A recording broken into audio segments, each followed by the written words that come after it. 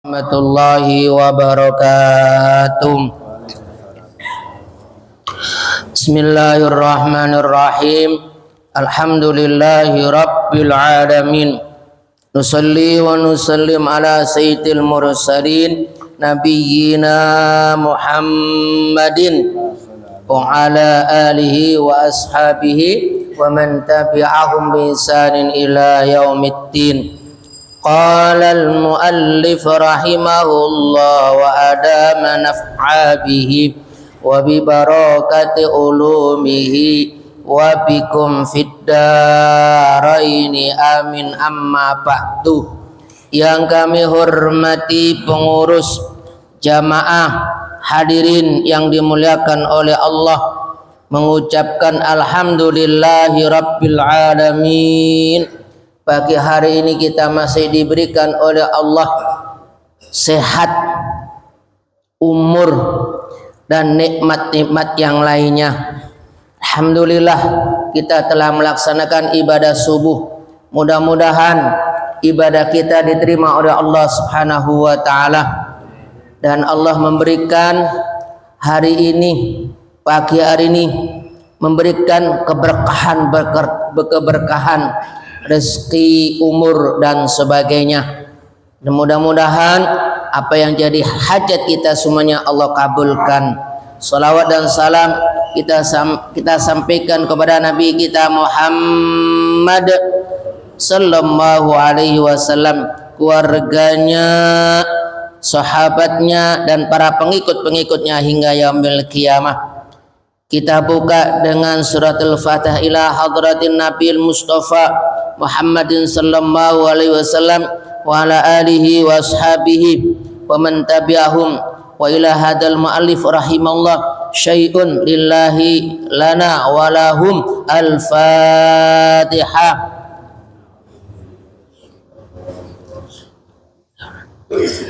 Al-Marum Dareng Al-Maghdubi alaihim waladdallin Rabbi fini walidayya amin. Hadirin yang dimuliakan oleh Allah, mari kita simak nasihat ataupun informasi berikut ini. Bismillahirrahmanirrahim. Qala an-nabiy sallallahu alaihi wasallam, baginda Nabi sallallahu alaihi wasallam bersabda, as-salatu imaduddin. Salat itu tiang agama. Sering kita dengar, Pak. Artinya agama yang ada pada diri seseorang itu adalah ada manakala orang tersebut melaksanakan ibadah salat. Jadi kalau ada orang yang mengatakan ini bukan Islam, ya ini bukan Islam, marah tuh orang. Ya. Kenapa kok saya dekat? Iya, karena kamu nggak melaksanakan ibadah sholat. Nah, kalau ada orang begitu jangan lupa ya. Iya, makanya kalau kamu ngaku-ngaku Islam, yuk kita sholat. Baik tuh sholatnya kayak anak kecil maupun enggak. Anak kecil begini, bagaimana sholat anak kecil kan, Pak? Udah diem aja, Pak ya, gerak-gerak. Ya, Pak. Bahkan kalau sholat anak kecil sendirian, sholatnya apa, Pak? Super cepat, benar Pak ya? Yang benar kita lihat dia sholat udah. Kita nggak memikirin apakah dia sholat khusyuk atau nggak khusyuk. Nah, kita hanya menghukumi secara zahir. Masalah khusyuk nggak tahu. Sering saya sampaikan dulu kan, khusyuk itu ada di 5 tempat. Mungkin di takbirnya Allahu Akbar dia khusyuk. Berikutnya kayak anak kecil, ya udah nggak ada salah. Ya seyogianya nggak seperti anak kecil. Nah, Bapak yang dimuliakan oleh Allah, itu sekurang pendapat. Dilanjutkan lagi, wa fiha asyru khisalin. Seseorang yang menegakkan salat, maka orang tersebut itu diberikan kepadanya 10 hal.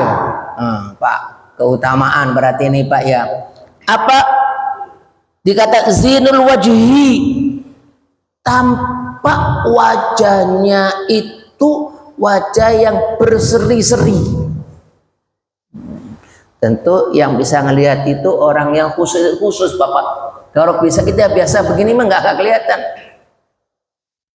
Bapak melihat kita anggaplah guru kita anggaplah kiai yang alim, kita anggap seorang habib. Coba Bapak ngelihat wajahnya Bapak ya. Ya Allah Pak, bersih gitu Pak ya. Walaupun itu orangnya apa gitu itu. Nah, tampak itu Bapak, wajahnya itu berseri-seri. Walaupun ada yang mengatakan itu adalah kebersihan dari awal. Maksudnya apa? Dari wudhu. Udah wudhu ditambahin itu. Tadi saya sebelum kesini dengerin sebentar ceramah daripada Gus Baha. Ada orang itu gak kepingin mati, gak kepingin meninggal. Kok pengen meninggal gimana? Ada yang kepingin cepat meninggal. Kalau cepat-cepat meninggal apa? Supaya saya mendapatkan sesuatu di surga. Ya, kalau kita bayangin di surga gimana Pak? Ya, yang satu enggak. Kenapa? Kalau kamu hanya kepingin ialah masuk surga pribadi kamu, tapi kalau kamu ya nggak mau meninggi adalah saya kepingin sujud lama dengan Allah. Kenapa? Hak dirimu dengan Allah. Maksudnya gitu loh. Kalau sujud itu kan bukan untuk pribadi kita Pak ya, seakan-akan kepada Allah Subhanahu Wa Taala. Makanya saya senang begitu itu. Maksud saya Bapak, pantas orang yang sholat itu wajahnya berseri-seri. Kenapa? Suka sujud. Makanya ada orang yang sujud lamaan, tapi ya jangan selalu lama. Ya memang sih kalau saya kalau sholat apa namanya fardu maupun sunat kan memang ada yang menganjurkan di akhir itu agak panjang, entah baca doa apa, tapi pendapat saya jangan imam yang lama-lama. Kenapa kok jamaah? Sebab jamaah itu kan macam-macam Pak ya. Ada yang nggak betah sujud karena pikirannya lagi nggak bener. Satu, karena sujud orang kadang-kadang lagi darahnya tinggi. Kalau darahnya tinggi biasanya apa Pak? Nyut. Nah ini kok imam itu lama banget begitu itu, membuat nggak khusyuk makmum. Benar nggak Pak ya? Tapi kalau diri pribadi mau panjangin silakan. Ya minimal begini mah 3 lah. Tapi ada tambah lagi, saya kadang-kadang ya tambah 1 lagi lah jadi 4. Saya membayangkan begitu itu. Kalau saya ikut lamain, jamaah kan macam-macam Pak ya. Kepingin berjamaah, padahal apa namanya kepalanya lagi naik darahnya kan gitu loh. Atau lagi kolesterol tinggi, itu mempengaruhi Bapak ya. Kalau lagi kolesterol tinggi di sini Bapak, benar nggak Pak? Iya Pak ya, benar nggak Pak ya? Berat banget. Dibikin sujud lama. Bapak gerundel atau zamina atau apa Pak? Umumnya ini nggak tahu. Itu kata si imam. Ente sih nggak bilang dulu. Coba kalau saya bilang sama imam, Pak Imam jangan lama-lama, gue lagi pusing begitu itu. Ya nggak ada. Itulah Bapak, makanya imam itu harus tahu benar. Memang anjurannya, tetapi itu secara umum nggak ataupun secara nggak gitu. Nah itu Bapak, artinya Bapak kalau mau jadi imam, kalau jadi makmum lain aja. Makanya saya kadang-kadang itu nggak mau, jarang jadi imam itu apa, pikiran lagi nyut begitu nanti itu. Nah, kembali lagi. Jadi maksud saya Bapak, lamanya dia sujud itu tadi hanya adalah dia kepingin ngobrol, kepingin ketawa doa, kepingin ialah mau dekatnya kepada Allah melalui sujud itu ya, melalui sujud. Makanya wajar wajahnya berseri. Wa nurul qalbi, hatinya seakan ada cahaya yang menerangin dirinya itu. Ini hikmah yang kedua. Gimana di antara maksud kok hatinya itu ada cahaya? Seakan-akan orang kadang mengatakan, oh orang itu lagi hatinya lagi gelap. Ada gelap mata. Pernah dengar begitu Bapak ya? Ada lagi dengar apa? Wah, hatinya lagi apa? Lagi suntak. Apalagi laginya. Nah, itu Pak. Ya Pak ya, pokoknya itu dah. Pada hati kelihatan hati hitam begitu Pak ya kalau kita ngelihat penyembelihan kambing begitu itu. Tapi dengan sholat itu, nah itu Bapak memberikan jawabannya. Makanya kalau lagi hatinya nggak benar, ayo kita melaksanakan ibadah sholat. Syukur-syukur bisa benar, khusyuk dan sebagainya. Nah, diberikan penerang hatinya. Makanya ada yang mengatakan hati jangan engkau kotorin. Kalau hatinya kotor, jadi gelap, jadi kayak apa? Nggak ada cahayanya. Nah, untuk memberikan cahaya tadi, kembali lagi Bapak, yuk kita melakukan ibadah sholat. Dikatakan hadis Rasulullah, sholatur rajuli nurun fi qalbihi. Oh, ada bawa apa namanya tuh, tongkat-tongkat itu Bapak. Awas Bapak. Halo, hey.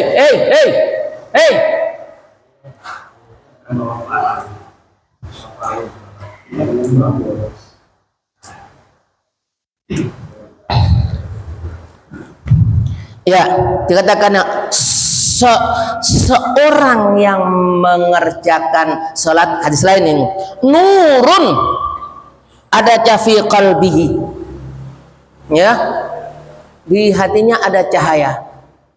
Jangan samakan cahaya kayak lampu begini Pak ya. Nah, beda. Andaikan iya, ya gitu lah Pak. Kalau lampu ini bener, jadi kan jadi terang begitu, bener Pak ya. Dari yang kecil yang tersembunyi kelihatan.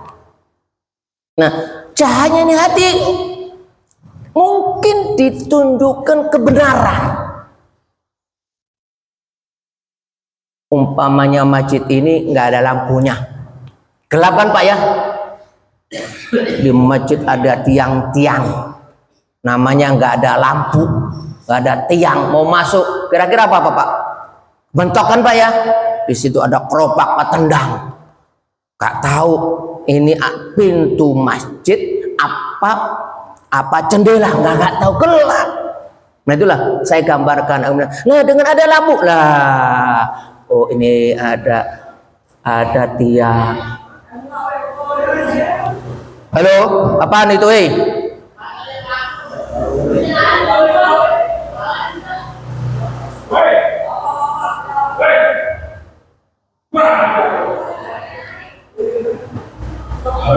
Oh, bukan orang sini ya.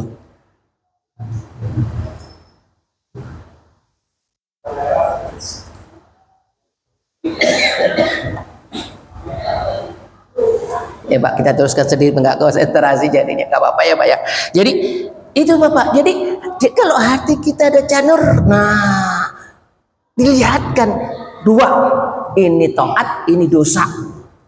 Itu aja kemana? Nah, dengan cahaya nur itu apa namanya? Oh ini dosa, oh ini enggak, gitu Bapak. Nah, untuk dapat itu tadi apa? Kita menegakkan ibadah sholat. Ya Pak. Jadi Bapak kita ini juga sholat itu hikmahnya begitu Pak. Siapa yang nggak kepingin mempunyai hati kita ini ada lampunya, bahkan begitu Pak ya. Begitunya gitu lah, makanya itu. Maaf pernah saya sampaikan. Itu kunang-kunang kalau lah nggak ada lampunya, sering nabrak katanya Bapak. Nah, dengan ada lampunya itu Bapak, dia kenapa itu? Maka dia akan jalan. Mudah-mudahan Pak ya, sholat kita ini Pak ya memberikan hati kita cerah, tenang. Ya Pak ya. Yang berikutnya nggak usah panjang-panjang, dikit-dikit aja Pak ya. Yang kemudian faman syaa minkum, kalau kamu kepingin hatimu seakan ada cahayanya, ada nur menerangin seluruh dia, falyatawwir qalbahu, maka terangilah kalbu hatimu itu dengan melaksanakan ibadah sholat. Tuh Pak ya.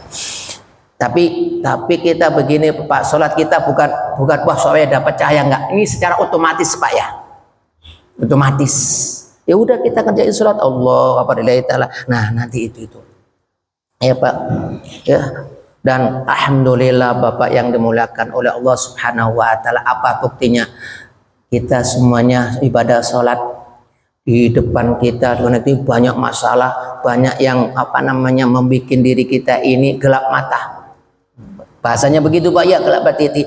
Tapi berkat sholat, nah, kita nggak ikut-ikutan, kan tidak ngambil yang haknya. Dua, tadi saya katakan ya. Kemudian yang ketiga, warahatul badan. Dengan mengerjakan sholat itu seakan-akan mengistirahatkan bekerjanya bagaikan mesin yang ada di tubuh kita ini Bapak. Sholat bisa meredakan, mengistirahatkan mesin-mesin. Bapak, kita kelihatannya nggak di dalam kita ini kayaknya nggak kerja Pak ya, kerja. Ginjal ya Pak ya, hati, limpah, apalagi itu usus, itu bekerja Bapak. Maka dengan sholat itu berhenti, bukan berhenti memberhentikan begitu itu Bapak, artinya apa? Dia nggak bekerja. Kalau bekerja terus kan otomatis gimana Pak? Lama-lama jadi soak. Ngerti soak Pak? Pastikan begitu mesin kerja terus itu. Nah itulah Pak. Makanya kalau seseorang itu mengerjakan seperti orang kayak olahraga yoga, tahu nggak yoga itu Pak? Kan belum bisa dong pelan, benar benar apa ya? Itu katanya supaya, nah sholat kita kayak begitu itu. Makanya berdiri sebentar, disuruh gerak lagi, terus gerak itu bagaikan kayak olahraga, bagian untuk mengistirahatkan yang tadinya istirahatnya berdiri ya, dengan ruku istirahatnya tadinya bekerja pada waktu berdiri, bekerjanya pada waktu ruku, bekerjanya pada waktu sujud, bekerjanya pada lihat itu Bapak. Masya Allah. Itulah hikmah kita sholat itu. Baginda Rasulullah menyatakan, kum fasolli fa inna solata shifaun. Yuk kita kerjakan sholat. Ketahuilah sholatmu itu adalah memberikan obat. Seperti apa? Allahu Akbar. Bapak yang dimuliakan oleh Allah, di zaman Nabi ada suatu kejadian, seorang perempuan sedang hamil. Kayaknya dulu kan belum ada namanya untuk melihat bayi itu apa namanya Bapak? Toneski itu apa dia itu nyungsang, tahu nyungsang Bapak? Kebalik, yang aturnya kepalanya kan di bawah begitu, dia di atas. Rasulullah menyarankan perempuan suruh banyak-banyak ruku, suruh banyak-banyak sujud. Dengan sujud itu Bapak, subhanallah biiznillah, beberapa kali dia lamain kembali lagi. Nah ini kan memberikan informasi itu kan Bapak, ya memberikan itu. Ya. Makanya Nabi mengatakan ketenanganku ada di dalam dua hal. Ketika melihat istri-istriku itu menyejukkan hati, dan ketika aku menjadi damai tenang ketika aku melaksanakan ibadah sholat. Kalau kita gimana Bapak? Ketika di rumah istri lagi apa Pak? Ngomel-ngomel. Kita gimana Pak? Nggak terna. Ketika di masjid ya Allah nggak nyaman atau ibadah. Yang jelas Bapak yang dimuliakan oleh Allah, secara tidak langsung dengan kita melaksanakan ibadah itu apa? Mengistirahatkan. Dengan mengistirahatkan ibadah salat tersebut itu berarti diri kita selanjutnya tambah seger sehat. Terus kalau di sono kok enggak ya lain cerita. Yang penting Nabi mengatakan bahwasanya orang yang sholat itu bisa mensehatkan dan bisa mengistirahatkan mesin-mesin yang ada di tubuh kita. Dengan banyak istirahat itulah maka akan tambah sehat. Makanya Bapak, puasa itu kan apa Pak? Menyehatkan. Kenapa menyehatkannya? Gak bekerja kan di dalam tubuh kita ini Pak, mengolah yang kita makan. Coba kalau kita makan terus, maka nggak sehat. Makanya kembali keluar sedikit dulu, ada ilmuwan dari Inggris, dari Rusia, meneliti dua ekor tikus. Satu ekor ini disuruh makan saja, yang satu ini pokoknya sedikit aja Pak. Singkat cerita, kesimpulannya justru yang jarang dikasih makan itu sehat daripada yang ini. Kenapa? Semakin dimasukin begitu itu berarti apa? Semakin akan menjadi racun. Itu Bapak. Nah demikian pula Bapak, kalau kita hitung-hitung Bapak, kita disuruh sholat 5 waktu itu adalah di antara waktu jeda itu adalah sholat, itulah yang menghancurkan itu Bapak. Itulah barangkali penelitian. Saya kira Bapak, baru berapa nih saya sebutkan ini? Baru 3 ya Pak ya. Insya Allah kita lanjutkan. Yang pertama Bapak, wajahnya berseri-seri, hatinya bersinar. Kemudian baru ketiga Bapak, mensehatkan badan. Insya Allah kita akan lanjutkan yang akan datang. Ya, sedikit-sedikit Bapak ya. Yang penting ada masukan ilmu. Mudah-mudahan bermanfaat. Mudah-mudahan ya Allah berikan kepada kami umur panjang, sehat walafiat. Ya Allah berikan kepada kami rezeki yang halal, yang banyak, yang berkah. Keluarga kita, keluarga sakinah, mawaddah warahmah. Rabbana atina fid dunya hasanah wa fil akhirati hasanah wa qina adzabannar. Wassalamu ala sayyidina Muhammad walhamdulillahi rabbil alamin. Assalamualaikum warahmatullahi wabarakatuh.